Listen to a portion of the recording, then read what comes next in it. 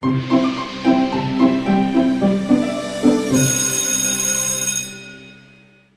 itu biasanya terjadi ketika memang kita dihadapi banyak banget situasi pada waktu yang sama.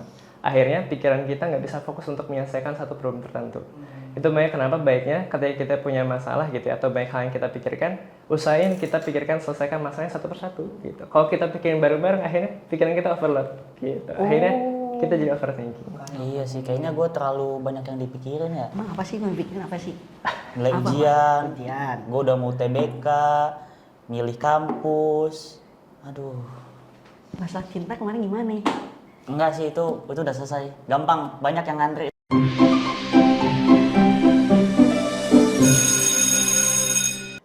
Aduh, kebelakangan ini gue bingung banget ya sama diri gue sendiri ya. Prestasi nggak naik-naik, mental makin turun. Mau jadi apa gue di masa depan ya? Kenapa ya, bro? Stres banget mukanya. Iya, kemarin tuh gue kan habis ujian. Terus gue berharap tuh gue dapet nilai yang tinggi kan. Ternyata ya, gue malah nilainya jeblok. Mungkin ini efek gue terlalu galau kali kemarin. Jebloknya berapa? Lu tahu kan standar nilai gue tuh 90. Iya. Nah, gue tuh dapet kemarin 45. Ya elah masih 45 doang, santai. Emang lu berapa? Gua? Ya jadi tanya. Gua lebih tinggi dibanding lu. Soalnya Emang lu kan nomor 2. nomor 2. Paling bawah. Nah, itu dia. Gua lebih tanya. Iya. Kalau yang itu? Biarin aja, Bang. Tuh, Bro. Teman kita ini lagi galau. Gara-gara nilainya jeblok coba. Terus? Stres dia. Kok bisa stres sih, Bang? Ya kan gak jelas kan? Aduh. Padahal itu tuh fatur. Nyantai, tenang. Nilai Iya, tinggi. Kacau pinter. ya, Bang. Pinter. Gue sih pinter juga sebenarnya, mungkin karena efek gue lagi galau apa gimana. Mental gue tuh lagi nggak jelas, Males, Bang. males. Iya sih bro. Tuh, kayak Mental gue lagi dia nggak tuh. jelas banget Sul. Kemarin lu ujian berapa nilai lu? Nggak tinggi sih, soalnya kalau nggak salah ada 2 yang salah. 2 salah. Padahal udah belajar semaksimal mungkin loh, tapi masih ada yang salah gitu. Iya dia Terus ya, salah. Enggak sih. Nah, Ini bro, misalnya. dia salah 2. Lu tau gue salah berapa? 20. Gue salah 3. Kacau. Salah 3 doang. Tapi kayaknya gue perlu ngobrol sama satu orang deh yang bisa buat ngebantu recovery mental gue. Karena gue tuh Betul. lagi pusing banget asli. Guru BK kita tuh keren loh. Aduh, males gue guru BK. Tenang, BK itu nggak selamanya anak bandel ya nggak? Bener. Ayo kita panggil aja. Bener lu ya, bener. Kece, asli. Oke, so. Asli nih orang kece. Gue panggil ya. Iya. Kamu di sini lu, jangan bunuh diri. Iya. Ya Allah, les doang lu kecil. Pak. Nih, kan gue bilang apa? Assalamualaikum. Waalaikumsalam. Sehat. Sehat, Pak. Alhamdulillah. Kece kan bro? Iya. Gak percaya. Ini guru yang baru itu kan? baru deh. Yang baru lulus kuliah itu kan? Iya. Pak Bagus kan? Oh my gosh. Iya, Pak Bagus. Katanya cokiber, cowok kita bersama. Bisa aja kalian. Waduh. Ini Alif ya? Iya, Pak Alif. Ini aku sebenarnya lagi pengen ngobrol-ngobrol sih sama Pak Bagus. Kebetulan Gimana, kan Alif? nilainya lagi jeblok nih. Terus belakangan itu mental aku tuh lagi kayak nggak stabil gitu. Kadang-kadang suka bahagia, kadang-kadang bisa sedih banget. Nah, kalau menurut Pak Bagus itu kenapa sih bisa kayak gitu?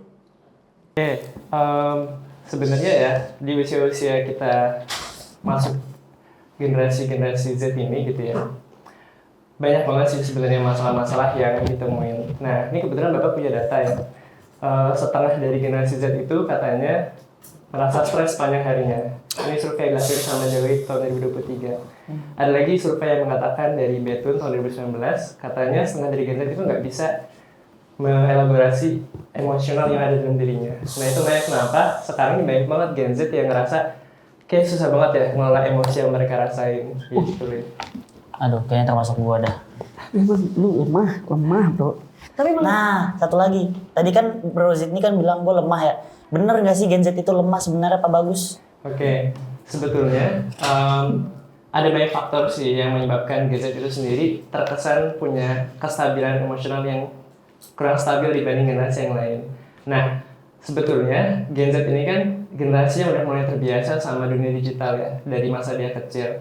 Akhirnya ada istilahnya itu namanya overinformed. Mereka baca-baca atau lihat kehidupan sosial segenerasinya gitu ya, yang mungkin mereka punya hidup yang jauh lebih bahagia menurut mereka gitu ya. Akhirnya mereka punya standar yang apa ya bahasanya? Kalau misalnya kita bilang fenomena itu namanya comparison trap. Jadi mereka membandingkan antara apa yang dia rasakan sama hidup dia sama kehidupan orang lain. Nah, itu kan jadi membuat ada ekspektasi ya. Duh, saya pengen nih hidup kayak gitu juga gitu loh. Padahal sebetulnya membandingkan hidup kita sama orang itu nggak selalu bagus gitu. Bahkan akhirnya jadi kita yang kena damage dari sisi emosionalnya gitu. Oh gitu. Padahal mah hidup buat santai aja nggak sih? Bener, Mang. Ya elah. So hebat lu ngomong. Oh jelas. Nih kita lihat ya di sosial media tuh artis-artis tuh. Lu lihat itu kan intinya mereka, kekayaannya melimpah segala macam. Ujungnya apa? Bro. Oh dia apa? Overdosis. Oh, Stres ya. juga berarti kan? Iya sih, Makanya hidup tuh benar-benar. buat santai aja. Ya, kalau yang itu kayak Lu pernah gak sih stres sih? Nggak pernah kayaknya. Seriusan lu? Wah kayaknya buat manusia bro. Iya, Kacau ya, memang hal yang harus kita perhatiin ya ketika kita ngerasa kayak emosi kita lagi nggak stabil nih. Penting banget buat punya doping yang positif juga. Nah, akhirnya tadi kan ada kasus overdosis. Akhirnya kan dia ngerasa, stres dia pengen bisa dibawa lari kemana nih, biar dia nggak ngerasain apa yang dia rasain. Akhirnya dia pakai tadi, bisa pelariannya dari obat gitu ya. Bisa juga dia cari pergaulan yang sebetulnya mungkin bisa dikatakan kurang positif daripada pergaulan yang lain. Nah, atau sebetulnya gitu ya, banyak banget hal positif yang bisa kita lakuin untuk menjadi pelarian dari apa yang kita rasain. Misalnya gitu ya, dengan fokus untuk, kalian kan pelajar ya, pasti akan lebih banyak waktu yang kalian gunakan untuk belajar misalnya. Atau nih buat kalian yang misalnya suka banget baca Quran gitu ya. Masya Baca Quran itu kan Allah. healing banget ya. Iya, gitu. Masya Allah. Patur banget itu mah. Sebetulnya banyak banget hal-hal yang bisa kita jadikan pelarian gitu. Jadi menurut Bapak kayaknya nggak tepat deh kalau misalnya kita harus jadikan hal-hal yang sebetulnya negatif buat jadikan pelarian. Pak bagus. Nah, berarti biar kita nggak kayak orang-orang yang kayak gitu, orang-orang yang overdosis, intinya mah jangan ikutin standar orang lain ya. Betul. Kita harus punya standar sendiri. Kan kita kan muslim ya, pasti kita punya standar kehidupan baku yang memang itu harus kita jalanin. Siapa sukatul hasanah kita? Muhammad kan? Rasulullah. Itu standar basic kita gitu. Terus gini, tadi kan kita tuh udah terlalu over inform lah ya. Ya. Over informasi banget lah. Informasi yang kita dapat itu udah parah banget. Tadi kan hidup kita jujur ya, kalau gua sendiri kan aku sendiri hidup tuh santai banget. Ya hidup dia kan gitu. Biarkan dia aja. Ya gua mah gini gitu. Tapi kan terkadang overthinking juga ya. Walaupun santai-santai pun tetap overthinking gua, Lip. Ya sih. Santai, Bro. Itu gimana caranya tuh biar overthinking sih? Sebenarnya overthinking itu bisa dialami oleh semua kalangan sih ya, mau dari yang masih muda atau yang udah berumur, pasti mereka pernah ngalamin overthinking gitu. Overthinking itu biasanya terjadi ketika memang kita dihadapi banyak banget situasi pada waktu yang sama. Akhirnya pikiran kita nggak bisa fokus untuk menyelesaikan satu problem tertentu. Itu makanya kenapa baiknya ketika kita punya masalah gitu ya, atau banyak hal yang kita pikirkan, usahain kita pikirkan selesaikan masalahnya satu persatu gitu. Kalau kita pikirin bareng-bareng, akhirnya pikiran kita overload gitu. Akhirnya kita jadi overthinking. Iya sih, kayaknya gue terlalu banyak yang dipikirin ya. Emang apa sih yang bikin apa sih? Mulai Apa? ujian, Ujian. gue udah mau TBK, milih kampus. Aduh, Masalah cinta kemarin gimana nih? enggak sih, itu udah selesai. Gampang, banyak yang ngantri soalnya. Oke, kacau ya Bang. Tur, hidup lu gimana Tur? Sebenarnya sih kurang lebih baik-baik aja. Maksudnya kayak ya udah datang ke sekolah, ngerjain tugas, terus tidur malam, besoknya lagi sampai sekolah lagi. Oh, kira-kira Pak Bagus, Ya. kan rata-rata siswa zaman sekarang itu udah sampai sekolah, terus pulang dapat banyak tugas. Nah pas di rumahnya waktu tidur itu kepake kebanyakan tuh buat ngerjain tugas gitu. Terus tidur besoknya langsung berjalan sekolah lagi. Nah, iya. Sebenarnya kesehatan mental itu erat banget kaitannya sama kesehatan fisik ya. Oh. Bahkan bisa saling berpengaruh. Kalau misalnya kita nih misalnya waktu tidurnya kurang cukup ya, alhasil nanti ketika kita bangun di pagi hari kita nggak fresh ngejalanin hari itu. Akhirnya hal yang harusnya kita produktif hari itu, akhirnya kita kurang mood. Nah, istilah mood itu kan awalnya dari apa yang kita rasain gitu. Kalau misalnya dari awal pagi hari kita udah ngerasa nggak semangat gitu ya, akhirnya seharian itu pasti kita akan ngerasa kurang semangat dari hari gitu. Makanya sebetulnya pola tidur itu minimal ya gitu ya. Sebisa mungkin kita tidur sekitar 6-8 jam sehari gitu. Pak Bagus, aku mau tanya dong. Ya.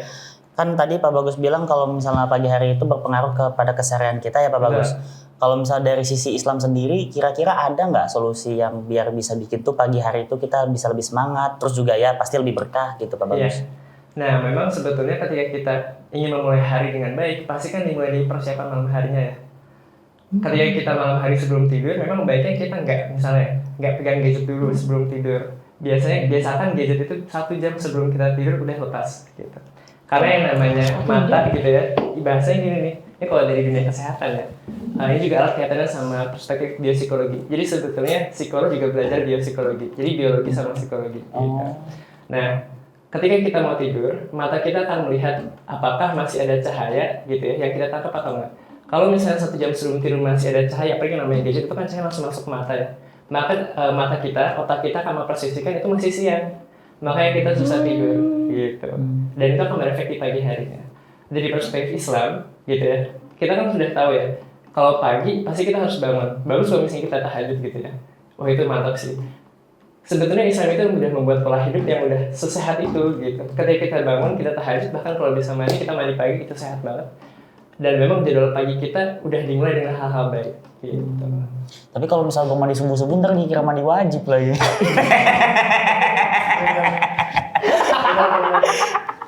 Kacau. Relate ya. Tapi emang bener sih. Ternyata karena kan gue pernah nih nelpon Pak Atur tuh. Jam 3 pagi dia masih bangun. Nah, ngapain tuh? Dia bilang, sorry gue baru bangun. Tadi malam gue tidur cepet. Pantes nilainya bagus bro. Gak pernah stres kayaknya gitu. Iya sih. Bangun pagi. Sholat tahajud kayaknya tuh. Sholat aja gak lu? Sholat dong. Sholat tuh kan. Pantes hidupnya tenang. Nilai bagus. Ya karena dia udah percaya kali sama Allah kali ya. Semua Allah yang ngatur gitu. Benar banget. Jadi ketika kita pengen kesehatan mental kita stabil gitu ya, maka 3 aspek itu harus benar-benar terpenuhi gitu. Misalnya kita katakan ya, dari sisi fisik kita tadi, kita harus tidur cukup, kita harus punya pola makan yang baik gitu ya. Pola pikiran juga sama gitu ya. Jangan sampai kita terlalu banyak hal yang dipikirin akhirnya tadi overthinking. Terus yang ketiga, sisi spiritual juga sama. Itu juga sama pentingnya dari 3 hal ini. Nah, kalau kita pengen kita sehat gitu ya, maka 3 hal ini harus betul-betul kita pantau betul-betul. Gitu. Tapi kan ada tuh Pak yang hidupnya nyantai banget. Tapi dia buat dosa juga gitu. Itu gimana ceritanya? Nah, sebetulnya muslim yang sehat itu ya, ketika dia bisa menyelaraskan ya, atau menyamakan antara akliyah dan nafsiyahnya gitu. Ini dari perspektif Islam ya. Ketika pikiran kita, mungkin kita paham betul itu halnya nggak boleh gitu ya, tapi ternyata hati kita belum sejalan. Nah, itu mungkin salah satu hal yang buat kita mungkin masih melakukan hal yang tidak seharusnya kita lakukan. Nah, caranya gimana gitu ya? Ya harus pembiasaan. Dan kita juga harus cari lingkungan yang betul-betul positif biar ngejaga kita juga untuk tetap sejalan dengan keimanan kita. Gitu. Jadi biar kita sehat, akli dan nafsi harus sejalan. Berarti kalau pemikiran kita udah Islami, tapi perilaku kita kagak, terus hidup kita tenang aja nih, berarti ada kemungkinan dong Allah membiarkan kita, benar nggak sih? Kayak udahlah, nanti lihat aja ini di akhirat kelak nih. Bisa gitu gak sih? Apa jangan-jangan gue kayak gitu ya? Nah, loh, coba pikirin dah. Coba deh Pak Bagus, mungkin ada penjelasannya. Ada fenomena namanya istidraj ya. Ketika kita sedang melakukan kemaksiatan, kita lagi futur nih, kita lagi jatuh banget gitu ya. Nah, kita ada sesuatu itu gimana kok terkesan kita nih gak diingetin sama Allah gitu ya. Kita malah diberikan banyak nikmat. Nah, hati-hati gitu. Justru mungkin suatu saat nanti kita akan langsung dikasihkan peringatan yang kita sangat gak duga-duga gitu. Nah, itu namanya istidraj. Nah, jadi sebisa mungkin ketika kita tahu kita udah lewat batas gitu ya, ya sebisa mungkin kita balik gitu. Taubat itu artinya kembali ya, taba ya tuh kembali gitu. Jadi sebisa mungkin kita udah jauh banget. Segera cari lingkungan, segera cari teman yang bisa membalikan kita lagi gitu. Berarti mengaruh berarti itu. Bang, lu mau nggak jadi teman bertobat gua? Oh sorry, gue udah terlalu suci bagi lu yang nggak suci bro. Makanya lu tuh batu, udah kayak tahu juga. Hidup tuh tenang aja, santuy. Gue belajar dari Patu sebenarnya bro. Tapi tadi gua banyak dapat insight sih dari Pak Bagus bahwa seorang muslim itu harus mengikuti apa yang udah diperintahkan sama Allah. Karena siapa yang paling tahu kita ternyata adalah siapa yang menciptakan kita, bener nggak Pak Betul Bagus? banget. Betul banget. Kelas emang. Berarti langsung dibuat quotes ya, Fatih Alif dari dom 25. Hampir bilang 4 tadi gua. Belum move on ya dari Emang, belum. emang. Berarti tandanya juga hidup mau santuy, boleh-boleh aja. Bisa kok. Asalkan semuanya dijalankan sedang perintahnya berarti ya. Betul banget. Pak Bagus, kira-kira nih ada nggak pesan buat kita sebagai siswa yang lagi menjalani masa-masa studi supaya jadi orang yang sukses dan bisa bermanfaat buat orang banyak nanti di masa depan? Ya, ketika kita ingin jadi orang yang sesuai dengan apa yang kita harapkan, gitu ya. Pasti yang pertama harus kita buat adalah target, gitu ya. Kita nih pengen jadi orang yang seperti apa sih? Kita pengen dikenal jadi orang yang bagaimana, gitu ya. Dan ada hal yang bisa membuat kita tuh tetap sejalan dengan apa yang kita tuju. Apa itu? Prinsip. Nah, itu makanya kenapa gitu ya, sebagai seorang muslim kita kan diajarkan kita punya prinsip ya. Apa yang kita lakukan itu harus berdasarkan Islam gitu. Makanya ketika kita punya target yang bisa memuluskan itu gitu, yang bisa membuat kita tetap on track, yaitu adalah prinsip hidup kita sendiri. Itu makanya yang pertama harus kita tahu adalah ketika kita punya target, kita punya prinsip, ikhtiar. Jangan lupa tawakal. Iya, ya, gue dapat 3 poin penting sih dari pembahasan kita hari ini. Yang pertama, kita harus punya pola makan, pola tidur, dan pola pikir yang sehat. Betul. Yang kedua, kita harus ikutin semua aturan Allah supaya hidup kita tenang. Yang ketiga, jangan lupa ikhtiar dan juga tawakal. Gitu. Makasih ya Pak TB ya nasihatnya. Berarti emang bener ya, hidup kita itu terkadang banyak kok yang cuma kita stres. Ya bener, mereka hidup gak ada targetnya. Prinsipnya kagak ada. Apalagi dengan ikhtiar dan tawakal. Lupa semua. Dan satu lagi, kita juga harus punya lingkungan yang positif gitu. Mungkin teman yang baik cukup gitu ya. Tapi jangan lupa kalian juga pasti punya guru-guru yang bisa bantu kalian gitu. Jadi ketika kalian ngerasa, wah kayaknya kesehatan mental kalian udah nggak stabil nih gitu ya. Dan kalian ngerasa butuh orang yang bisa buat kalian ajak ngobrol, ajak diskusi. Menurut Bapak, guru BK adalah orang yang tepat. Oke. I'm feeling lonely. Yes. Ini Udah. by the way, asik by the way. Iya, gimana Terima gimana kasih gimana? banyak ini ya Pak Bagus. Sama-sama. Terima kasih juga yang sudah diminta hadir ya. Oh iya lah. Iya. Berarti nanti kalau kita ada kasus atau lagi pusing atau apa, Jangan kasus dong. Kita pengen konsultasi. iya, konsultasi karena Iya. kasus kita yang pusing nih bos gitu kan. dikirain kasus kejahatan. Oh enggak dong. Oh, enggak. Kan kita anak baik-baik. Oh, Amin iya. ya Allah. Amin, ya Allah, amin. Berarti tandanya kita boleh dong datang ke ruangan Boleh Bapak. banget. Bapak tuh udah nyiapin ada banyak snack kayak di ruang BK. Jadi kalau kalian mau konsul, ayo silahkan datang. Kayaknya kalau khusus buat Bro Jiti jangan ada snacknya deh. Yang Kasih ini dikasih- vegetarian aja, kasih yang ini dikasih sayur-sayur. skipping. Parah emang. Tapi ya kan kita masa iya konsultasi sambil olahraga? Ya, Stres bro. iya sih. Ya elah bro. Tapi daripada dikasih snack, Kan hidup santai aja. Makan dia nggak makan. iya iya. Gemuk ya usah belakangan. Gitu ya. Nih Pak Bagus keren juga ya. Udah siang-siang gini ya Mas Terik waktu istirahat dipakai untuk ngobrol sama kita. Emang Bapak nggak lapar Pak? Ini udah jadi tugas Bapak sehari-hari. Jadi Oh. buat kalian apa sih yang enggak? Kalau aku cewek udah melting ya. Aku geser Pak. Sorry. Saya bukan golongan kamu. Iya. Ngeri banget sekarang nih. Bentar lagi udah mau masuk jam apa dah? Jam berapa sekarang? Jam Set. 9. Jam baru bro. Oh iya. Iya dah, iya. Iya. Jam baru nih. Kan di kelas kita jamnya main rusak sama gua. Aduh. Main bola di kelas. Oh jadi lo rusakin? Enggak Pak. Maksudnya kemarin tuh lagi canda. Terus nggak sengaja jamnya jatuh gitu. Jangan lupa diganti jamnya ya. Ya tenang, sekolah kan udah bayar kita. Kita udah bayar sekolah. SPP-nya mahal. Iya. Ah, ini udah waktunya lah jam Pak, mohon maaf Pak, keganggu waktu istirahatnya, waktu Siap. makannya. Makasih banyak Pak Bagus nasihat-nasihatnya. Tetap semangat ya. Coba Siapa? Nanti kalau ada apa-apa kita akan kontak-kontak Bapak kok. Iya. Insya Allah Bapak selalu ada buat kalian. Oh, makasih Pak Bagus. Di ruang BK sampai jam berapa Pak? Biasanya Pak?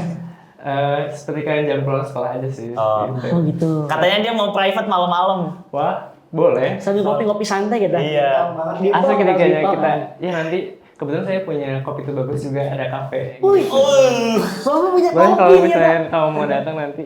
Oke silakan siap. datang. Link Linknya website ada di di deskripsi. Kacau emang. Kita nggak selain jadi guru, punya kafe. Iya. Emang kan dibilang kacau emang ini. Keren kan? Keren, Guru BK keren. siapa? Kita yang punya. Nah, goals gue pengen jadi kayak Pak Bagus tahu. Kenapa tuh? Hidup tenang, Iya. Ganteng, kurus. Iya. Nilai Bapak dulu SMA aman nggak Pak? Aman, alhamdulillah. Iya. Kan hidup tuh lurus itu, Iya. anteng banget. Tapi gue tiba-tiba jadi keinget itu, apa namanya, salah satu brand snack tuh, di belakangnya ada Life is never flat. Tapi kalau misalnya dibahas nanti kayaknya di waktu yang lain aja nih, soalnya udah mau mapal ya kan? Iya, kasihan nanti. Kasihan Pak Bos belum makan. Iya. Oke Pak, terima kasih banyak ya Pak udah ini. Sama-sama. Dadah, Pak. Dadah Bapak. Baik. Saya antar dulu deh, kasihan bapaknya. Masa Iya, udah kita boleh, ini. boleh. Kita Bapak antar balik lagi ke kantor. ruang BK ya. Iya Pak, mangga Pak, silakan Pak. Makasih ya, Pak. Iya, Iya, sama-sama. terima kasih ya Pak.